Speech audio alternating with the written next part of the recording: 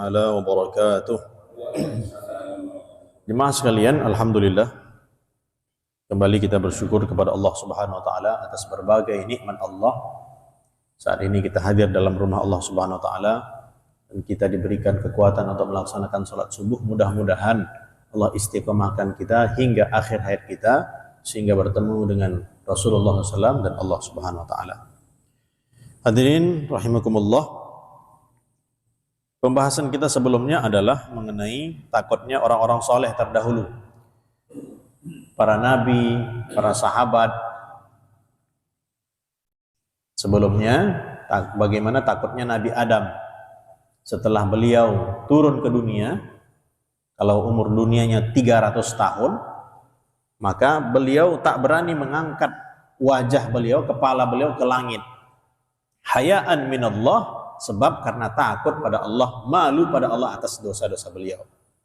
Nabi Ibrahim alaihissalam yang bergelar Khalilur Rahman, sudah terbukti imannya, sudah terbukti kecintaannya pada Allah Subhanahu wa taala. Namun beliau ketika teringat akan kesilapannya, beliau pingsan. Bahkan debaran jantungnya itu karena saking takutnya pada Allah taala terdengar jaraknya daripada 1 mil.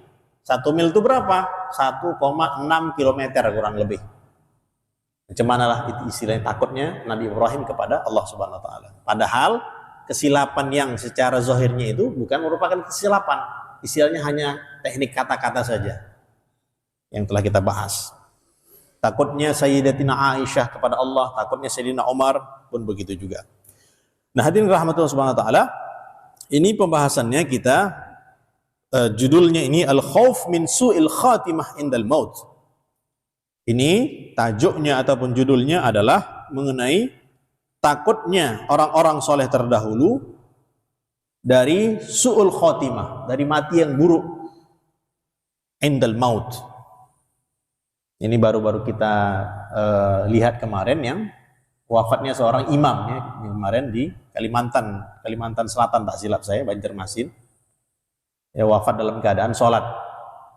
Kalau misalnya ada yang begitu, itu kan Masya Allah dahsyat sekali ya, pilihan Allah Subhanahu wa taala. Namun yang masalahnya kemarin ya, karena sebahagian makmum di belakang, kalau ada kejadian seperti itu, maka hendaklah 2 ataupun 3 orang itu langsung mengurus imamnya. Artinya mereka mesti membatalkan sholat, seharusnya begitu. Yang lainnya yang baru bersatu kembali, softnya itu baru 1 orang untuk naik sebagai imam. Jadi tak dibiarkan istilah jenazahnya itu dibiarkan sampai begitu saja. Jadi mesti kalau ada imam yang mungkin ada halangannya ya, ataupun ada sakit terjatuh dia, yang di belakang langsung bergerak, urus terus. Ya. Mungkin bisa diselamatkan gitu, mungkin nafas ataupun sebagainya, teknik kesehatan. Dan yang lainnya baru sebahagiannya itu, baru mengurus melanjutkan sholat. Jadi begitu ya tertibnya. Jadi kalau yang kemarin itu mereka sholat terus itu, dibiarkan saja jenazahnya itu dibiarkan terus sehingga meninggalkan ya sudah takdir Allah Subhanahu wa taala. Namun yang kita cemburui ya, wafat dalam keadaan imam ya, wafat dalam keadaan mengimami di sholat berjamaah, apalagi di masjid kan, Masya Allah. Nah, hadirin rahimakumullah taala, ini kita baca Syekh Ali bin Hasan Baharun. Beliau mengatakan, kana ba'dus salaf as-salih yaqul wallahi ma amina ahadun ala dinihi ay yuslaba illa suliba. Beliau menceritakan bahwa orang-orang terdahulu daripada kalangan salafus salih, kalau ada yang mengaku salafus salih, itu berarti salafus salihnya itu yang diikuti adalah mulai sejak zaman Nabi sampai kurang lebih 300 Hijriah. Itu imam-imamnya yang wajib ataupun kita menjadi panutan kita adalah dari tahun pertama Nabi SAW bersama sahabat sampai kurang lebih tahun 300 Hijriah. Tetapi kalau mereka mengatakan imam mereka adalah Syekh Ibnul Qayyim Al-Jauzi ya, itu 600-an, sehingga tidak layak disebut sebagai salafus salih. Jadi pegangan kita adalah salafus salih, imam kita 4 mazhab itu, dan termasuk Imam Asy'ari dalam bidang tauhid kita. Nah, sebahagian ulama salafus saleh mengatakan, wallahi demi Allah, Ma amina ahadun, tidaklah seseorang itu dia merasa aman akan agamanya. Kalau ada istilahnya perbuatan salah yang dilakukannya, slow aja dia, aman aja. Tidak merasa takut akan perbuatan dosanya, nggak mau tobat. Padahal ketika seorang iman itu dia berbuat kesilapan, kan kita memang nggak mau, insya Allah kita tak mau untuk berbuat silap. Hanya saja, kadang-kadang kan memang terjatuh dalam kesilapan. Antara berbuat amal dengan satu lagi meninggalkan maksiat, antara orang dia baca Quran dengan dia sedang tenggelam dalam kemaksiatan, itu lebih berat meninggalkan maksiat dibandingkan beramal. Lebih berat meninggalkan maksiat, meninggalkan dosa dibandingkan beramal. Baca Quran istilahnya anak kecil pun bisa, orang tua pun bisa, yang lumpuh pun bisa kalau beramal, berzikir dan sebagainya. Tapi kalau sudah meninggalkan maksiat, ini beratnya luar biasa. Nah, di sini disebutkan tidaklah seseorang itu dia merasa aman akan agamanya. Ketika dia buat dosa, dia rasa aman saja. Insya Allah nanti tua-tua nantilah baru tobat. Allah kan Ghafurur Rahim. Ini sifat seperti ini, dia rasa maafkan itu Allah. Kalau sifat seperti ini bahaya nih. Sifat seperti ini yang meremehkan karomah ataupun rahimnya Allah Ta'ala, sayangnya Allah Ta'ala, itu bahaya. Apa yang didapatkannya kalau dia bersifat seperti itu? Illa suliba.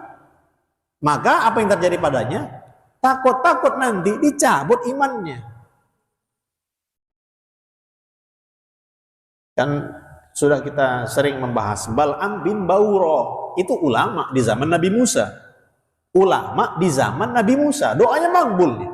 Ismul A'zam, kalau dia doa terkabul, doa terkabul, doa terkabul. Bal'am bin Bawrah, tapi matinya su'ul khotimah. Nauzubillah min dzalik. Itu siapa? Ulama. Jadi nggak ada. Kita Ahlus Sunnah wal Jamaah berpendapat bahwa tak ada orang yang dia bisa menentukan akhir hidupnya itu. Nggak tahu nih kita nih, bagaimana kematian kita nih. Maka mesti kita hadirkan rasa takut pada Allah Ta'ala. Oke, jadi sifat takut itu akan akhir hayat kita itu selalu diwujudkan dalam hati. Sehingga kalau amal, takut tak diterima. Sehingga betul-betul berusaha yang terbaik. Oke, itu yang pertama. Bahwa seseorang yang dia merasa aman akan perbuatan dosa, maka takut-takut nanti illa suliba, takut-takut nanti dia dicabut imannya oleh Allah Subhanahu wa taala. Maka sebaik-baiknya manusia, kana sallallahu alaihi wasallam yuksir min qauli ya muqallibal qulub tsabbit qalbi ala dinik. Ini sebaik-baik makhluk, paling dicintai Allah Subhanahu wa taala. Dan sudah jelas beliau kan memang sudah istilahnya untuk surga dan sebagainya, tak diragukan lagi. Tapi beliau sendiri yuksir, memperbanyak mengucapkan ya zat yang maha membolak-balikkan hati, sabbit qalbi, tetapkanlah hatiku pada agamamu. Para nabi itu begitu, Nabi Yusuf alaihissalam, tawaffani muslima walhiqni bis salihin. Ya Allah, wafatkanlah aku dalam keadaan Islam, kumpulkanlah aku dengan orang soleh. Itu Nabi Yusuf alaihissalam. Ini bahkan Sayyidul Anbiya, Sayyidul Bashar, Nabi Muhammad pun beliau berdoa seperti itu. Maka sahabat tanya, ya Rasulullah, kok begitu? Kau kan sudah di zaman Allah Subhanahu wa taala. Kan engkau wahai Rasul memang betul-betul engkau kekasih Allah. Wa takhafu ya Rasulullah, kok merasa takut juga? Kata sahabat. Maka Nabi SAW beliau menyampaikan, wa ma yu'minuni wal qalbu baina asbi'aini min asabi'ir rahman yuqallibuhu kaifa yasha. Apa yang membuat aku bisa merasa aman sedangkan hati itu dibolak-balikkan Allah Ta'ala dalam genggaman Allah. Yuqallibuhu kaifa yasha, Allah bisa bolak-balikkan kapan saja. Ya.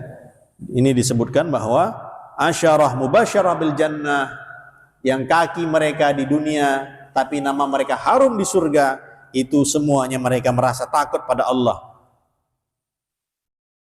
Ditanya oleh kawannya, wahai Umar, mengapa engkau masih takut? Padahal engkau kan sudah digambarkan, sudah diberikan kabar gembira oleh Allah lewat lisan Nabi Muhammad bahwa engkau adalah orang yang dikabarkan masuk surga. Maka Sayyidina Umar mengatakan, aku takut kalau yang dikabarkan itu ada syarat-syaratnya yang tak bisa aku tunaikan. Walaupun sudah dikabarkan aku masuk surga, tapi mungkin ada syarat-syarat tertentu yang mungkin aku belum bisa mencapainya. Itu siapa? Sayyidina Umar radhiyallahu taala anhu. Itu orang-orang terdahulu begitu. Hadirin yang dirahmati Allah Subhanahu wa taala, ini diceritakan oleh anaknya Imam Ahmad bin Hambal. Imam Ahmad bin Hambal punya anak namanya Abdullah. Kita telah tahu bahwa Imam Ahmad ini imam ahlu sunnah, hafal 1 juta hadis, bermuara kepada beliau hadis-hadis itu. Namun ketika wafatnya, lamma hadarat abi al-wafah, jalastu indahu, anaknya duduk di sampingnya. Wa biyadihi al-khirqah li ashudda biha lahyaihi. Jadi namanya telah wafat, supaya namanya sudah mau wafat, jadi dipersiapkan anaknya lah, istilahnya keadaan-keadaan itu kan ghor-ghorah itu ada. Ya, ghor-ghorah itu ada, dan kadang-kadang memang karena kita melihat keadaan si calon jenazah itu, dia memang akan memang dalam keadaan sekarat. Tapi Imam Ahmad bin Hambal ketika beliau sedang menuju kewafatan beliau, ada perkataan yang agak aneh yang keluar daripada Imam Ahmad bin Hambal. La ba'din, kata beliau. Enggak, nanti, kata Imam Ahmad bin Hambal. Heran anaknya. Iya, ini sekali, 2 kali, 3 kali. Kok gini-gini aja? Apa nih yang terjadi dengan Imam Ahmad? Maka ditanya oleh si anak tadi, ya, kenapa ya, bahasa kita lah. Kenapa ya? Ya Allah, baru diceritakan. Imam Ahmad mengatakan kepada anaknya, ya bunai, wahai anakku, tadri ma qultu, tahu kamu tadi apa yang aku ucapkan? Kata Imam Ahmad bin Hambal. Kan aku katakan tadi, qultu la, tadi aku mengatakan la, enggak. Sebab mengapa? Sebab iblis datang padaku. Imam Ahmad bin Hambal melihat iblis pada waktu beliau mau wafat. Laknatullah alaih. Qaimun hidai, adun ala anamilih. Iblis laknatullah alaih berada di depanku, di hadapanku. Dan dia sambil gigit-gigit jari. Iblis itu merasa, ya Allah. Dia mengatakan, si iblis tadi, yaqululi, iblis itu mengatakan kepadaku, futtani, oh Ahmad, udah beres urusan engkau, sukses engkau, ahli surga engkau. Kata siapa? Iblis. Lah, kata Imam Ahmad, enggak, belum. Apa maksud si iblis tadi kok mengatakan seperti itu? Ini iblis nih hebat betul, sampai sakaratul maut pun dia datang lagi nih, bolak-balik, mulai sejak kita istilahnya hidup ke dunia nih kan, terus saja sampai akhir hayat kita tuh didatanginya terus. Supaya apa sih iblis tadi mengatakan seperti itu? Oh, sudah sukses kamu, udah berjaya, sudah hebat kamu, mantap, diterima amal kamu, kata si iblis. Supaya Imam Ahmad bin Hambal merasa ujub dalam hatinya. Oke juga ya, alhamdulillah, betul-betul mantap amalanku berarti ya. Supaya setan ini memasukkan jarum keujuban, jarum kesombongan kepada Imam Ahmad. Sampai begitu. Padahal Imam Ahmad ini kan dahsyat. Hadis Quran dah beres semuanya. Itu pun juga beliau didatangi oleh iblis. Maka aku mengatakan, enggak, belum. Kuatnya imannya Imam Ahmad begitu. Enggak, belum. Fa'aqulu la ba'din, belum. La ba'din hatta amut. Tidak akan sukses aku, tidak akan diterima amalanku kecuali aku setelah aku mati, kata beliau. Jadi ini sekelas siapa? Imam Ahmad. Quran beres, hadis beres, soleh, waliullah, doanya makbul, pun juga diserang oleh iblis. Apalagi kita. Hadirin yang dirahmati Allah SWT, ini dalam sifatus sofwah yang diceritakan begitu. Ini kisah orang-orang soleh itu, Masya Allah ya. Kana lil Habib, ini kisah selanjutnya. Kana lil Habib Umar ibni Abdurrahman Al-Bar. Ini ada namanya Syekh Al-Habib Umar bin Abdurrahman Al-Bar. Ya, marga-marga orang-orang Arab itu beda-beda, lain-lain. Kalau yang yang Habib Umar itu BSA beliau. Ini Al-Bar. Ini beliau Syekh Habib Umar ini punya punya kambing. Punya kambing. Yang mana kambing tersebut itu dipelihara. Jadi beliau itu punya kambing dipelihara, diniatkan untuk dijadikan kambing kurban nanti waktu hari raya Idul Adha. Mulainya itu beliau pelihara itu mulai bulan Sya'ban, disiapkannya, kasih makan dan sebagainya. Sya'ban terus sampai bulan Zulhijjah. Nah, setelah sampai di bulan Zulhijjah, maka disembelihlah sapi itu oleh khadimnya. Ketika penyembelihan, waktu disembelihkan itu tadi ada urat yang tak terpotong. Silap lah, cara memotongnya itu silap, salah. Sehingga kambing tadi itu tak sah untuk dijadikan sembelihan, kan itu sebagai korban, dibuanglah jadi bangkai. Ketika hal itu diberitahukan kepada Syekh Al-Habib Umar Al-Bar tadi, teriak beliau dengan teriakan yang kuat. Orang pun terkejut, heran masyarakat sekitar teriak. Syekh ini kenapa pula teriak?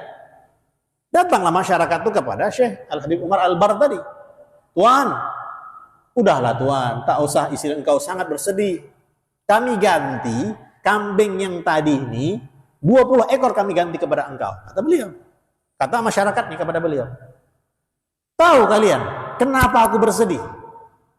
Bukan masalah kambing ini yang menjadi bangkai, bukan. Yang aku takutkan, yang aku khawatirkan apa yang nanti terjadi pada diriku.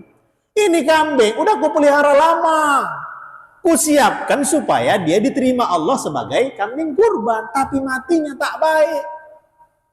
Aku khawatir nanti aku sudah bersiap amal sebagainya, baca Quran, zikir, sholat, tapi tiba-tiba akhir hayatku, na'udzubillah min dzalik. Dan kita tak tahu, kita tak tahu bagaimana akhir kehidupan kita. Jadi hadirin rahmatullah subhanahu wa ta'ala, ini sifat beliau seperti itu. Sifat seorang mukmin itu bagaimana? Ajma'a khaufaini wa amnaini. Pembahasan kita sebelumnya. Sifat seorang mukmin yang baik, sebagaimana kata Hasan Al-Basri, adalah dia mengumpulkan antara beramal dengan takut. Ihsanan wa khaufan. Amal takut, amal takut, amal takut. Bukan seperti orang munafik, isa'atan wa amnan. Buat dosa aman, buat dosa aman, buat dosa aman. Tidak. Tapi dia beramal sekuatnya, beramal sebanyaknya, beramal seluruh daripada tenaganya, namun dia juga merasa takut pada Allah Subhanahu wa taala akan diterimanya amal tersebut, apakah diterima ataupun tidak. Al-insan yamutu ala ma 'asha alaih. Manusia itu dia akan mati sesuai dengan keadaan hidupnya. Manusia itu akan mati sesuai dengan keadaan hidupnya. Wa yub'atsu 'ala ma mata alaih, dan dia akan dibangkitkan sesuai dengan keadaan apa yang terjadi ketika masa di dunianya. Nah, hadirin yang dirahmati Allah Subhanahu wa taala, sebelumnya juga kita ada pembahasan hadis dalam kitab Arba'in An-Nawawiyah bahwa akhir hayat itu tak ada yang bisa menjamin. Dan ketika akhir hayat itu orang bermacam-macam. Ada yang dia ketika beribadah kepada Allah Subhanahu wa taala, di dunia ibadah dan nanti jadi ahli surga. Itu tingkatan yang pertama. Siapa? Kekasih Allah Subhanahu wa taala, para nabi, para rasul. Di dunia ibadah terus amalan mereka diterima dan masuk surga. Ada yang dia ketika di dunia nggak menyembah Allah. Ketika dia selama kehidupannya daripada kecil hingga dewasa, dia memang tidak menyembah Allah, tapi tiba-tiba dia dipilih Allah menjadi hamba yang soleh. Ya, orang kafir masuk Islam ketika dewasanya, meninggal dia masuk surga. Ini yang kedua. Yang ketiga, ada orang yang memang cash untuk masuk neraka. Di dunia nggak ibadah dan mereka akan masuk neraka, orang kafir. Tapi yang keempat, ini yang kita khawatirkan. Di dunia ibadah. Tetapi ketika nanti di akhirat dia digolongkan menjadi orang yang masuk ke neraka. Na'udzubillah min dzalik. Siapa nih? Ibadah dia terus. Contohnya tadi, Bal'am bin Bawrah. Ibadah pada Allah Ta'ala. Namun wafatnya mati dalam keadaan su'ul khotimah. Maka keadaan-keadaan yang seperti itu tadi, kan kita nggak tahu nih, ketika akhir hayatnya nih, apakah dia istilahnya amalan kita lah, contohnya, amalan kita nanti digolongkan surga apa neraka nih, nggak tahu kita nih. Menurut pendapat Ahlussunnah wal Jamaah di sini, inna min lutfillahi ta'ala wa sa'ati rahmatihi anna inqalaba an-nas minasyarr ilal khair katsir. Kalau ini kan pembolak-balikkan hati oleh Allah Subhanahu wa taala. Kalau tadi orang yang dia berubah ataupun Allah memberikan hidayah sebagaimana sekarang di Eropa ataupun di Jepang juga sekarang sudah banyak sekali orang yang masuk Islam. Mereka sudah dewasa baru masuk Islam beribadah. Itu disebutkan di sini perpindahan manusia daripada buruk menjadi baik, kasir. Itu sudah banyak kata beliau. Namun perpindahan antara dari baik ke buruk, mati su'ul khotimah tadi. Beliau mengatakan di sini fa fi ghayatin nudur wa nihayatil qillah. Ini jumlahnya sedikit. Jumlahnya antara pemberian hidayah Allah Subhanahu wa taala daripada yang tadi ya, buruk kepada baik itu banyak. Namun pembolak-balikan hati yang Allah Subhanahu wa taala tetapkan daripada baik ke buruk ataupun mati su'ul khotimah itu sedikit. Artinya ini rahmat Allah.